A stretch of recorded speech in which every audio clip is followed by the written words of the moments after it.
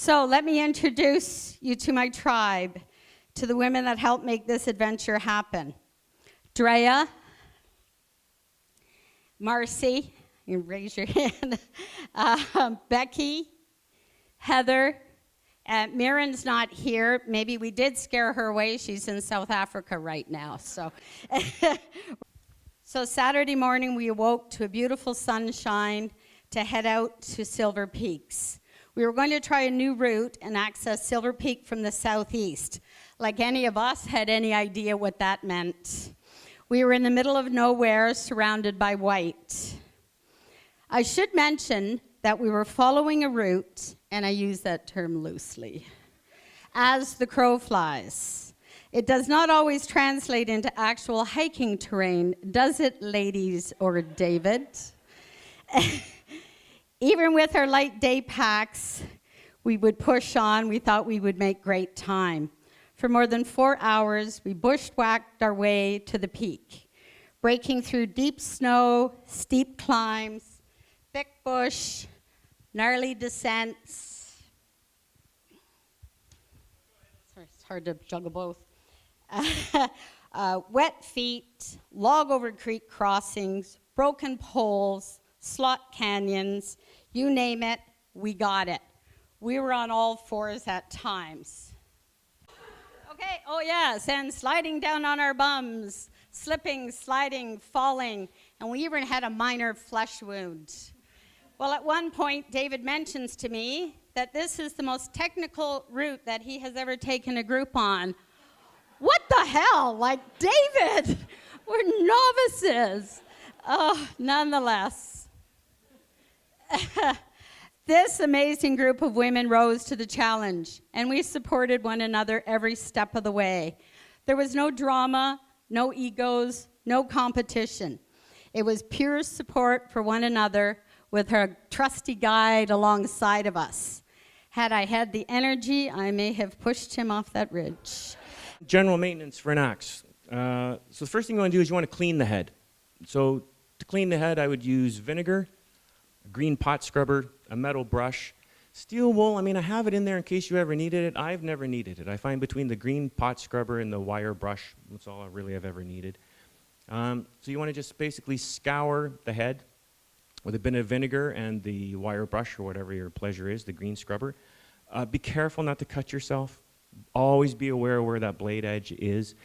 Keep your fingers clear of it. Once it's all scrubbed, give it a rinse with some water. And once it's rinsed, give it a dry.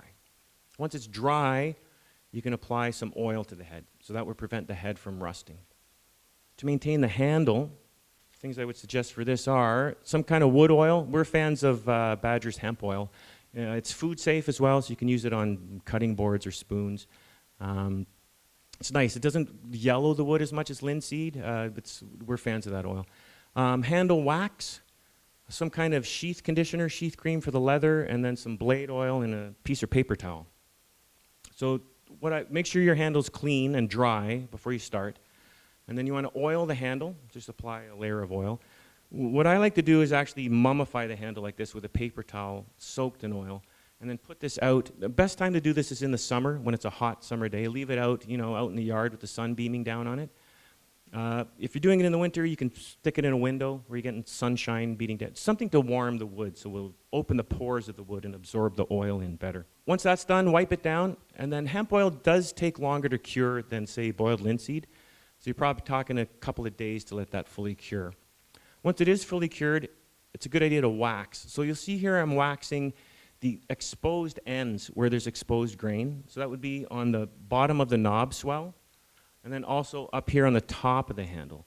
Those are kind of the Achilles heel on any wood handle. The handle length itself is, once you've oiled it, it's kind of looked after, but this exposed grain, that's kind of where things happen.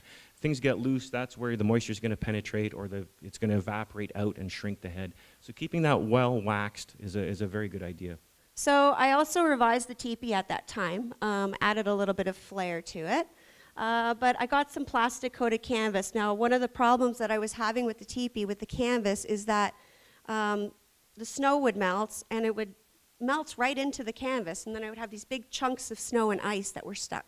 So I would try to fold it up to take it home, and the thing would be massive because I couldn't fold it up because there were these big chunks of snow and ice that have, decided that they were going to come along too. And I didn't want that. So I added the plastic coated canvas to the bottom to make it slippery so that that wouldn't stick. And that worked great.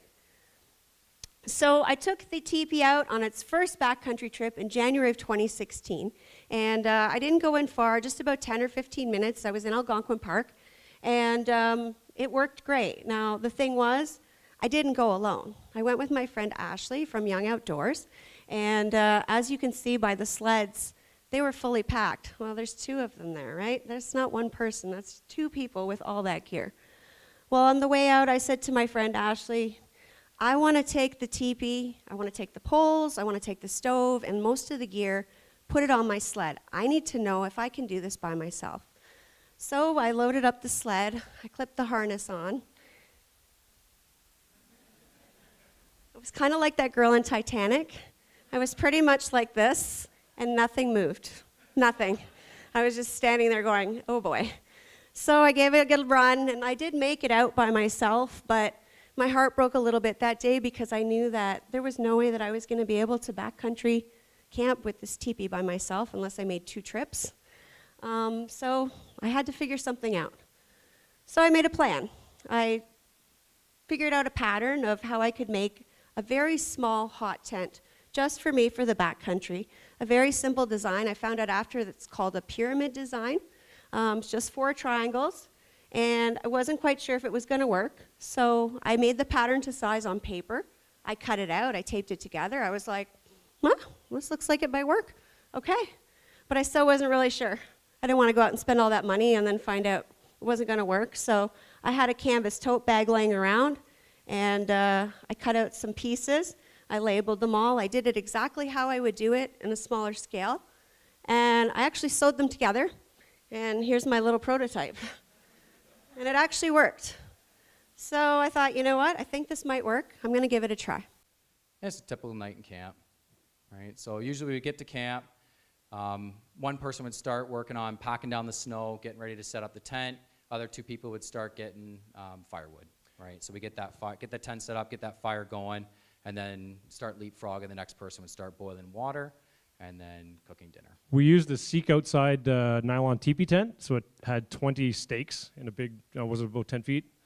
About 10 feet, Eric? Something like that around? Yeah, it was about 10, 12 feet across. Across, right? yeah. And so the cool thing with our tent was, and Seek Outside was one of our sponsors, so we're very thankful to them for that. Our tent and stove weighed, I think, just over 12 pounds, right? So it was still nylon. It was crazy light. Yeah, it was crazy light. Super ultra light. Probably not the most durable, especially with our speed holes when we were done from the ambers coming out the chimney.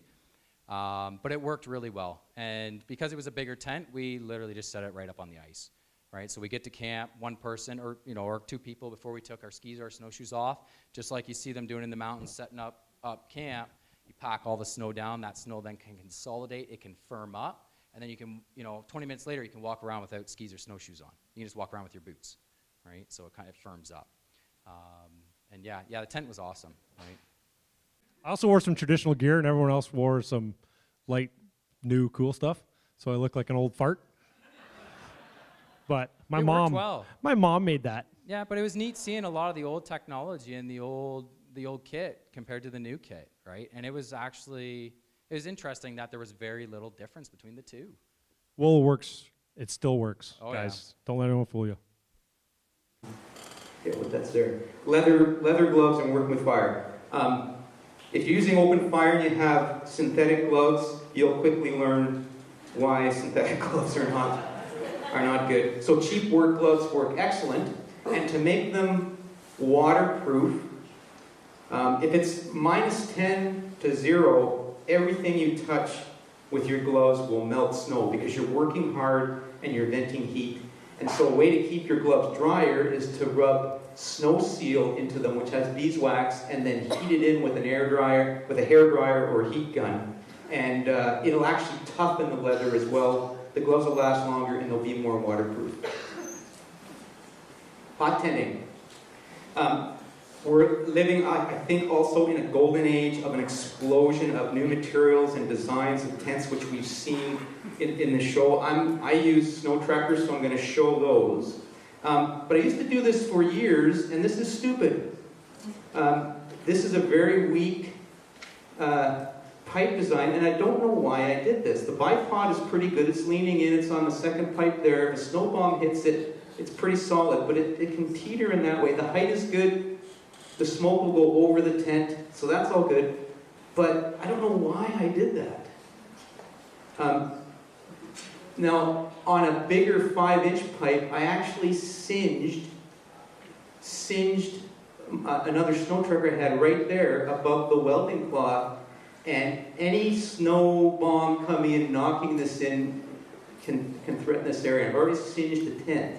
So that's wrong for my style. This is right. And I noticed the campingchristina.com, you had that same, you had this design here. You had the elbow in the stove jack. This is much stronger. It's not going to singe or burn that part of the tent. Bipod could be leaning in a bit better. It's centered in there. So I recommend just getting your elbow, if you have this style of tent, putting the elbow right there. That's very strong. It's not going to go anywhere.